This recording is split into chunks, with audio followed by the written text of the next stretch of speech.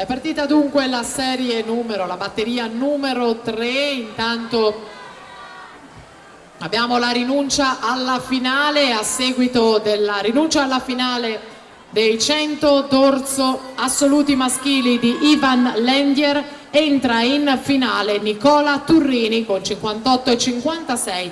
L'ultimo posto in finale è per lui. Naturalmente ne approfittiamo per ricordare ai ragazzi e agli allenatori di comunicare il prima possibile eventuali rinunce alle finali di domani, in modo da poter comunicare per tempo alle riserve l'ingresso in finale. Quindi ci appelliamo alla vostra sportività nella comunicazione di eventuali rinunce. Intanto si preparano per la quarta batteria Michela Pellizza 2000 Padova in 1, Francesca Previtali Team Insubrica in 2, Emma Fabretto Mirano in 3, Giada Mottin Rarinante Smarostica in 4, Alice Magni Azzurra Prato in 5, in 6 Silvia Marché per l'Onda Blu, e nel testa a testa finale della terza batteria alla meglio Carlotta Francese per, pensate, solo 5 centesimi.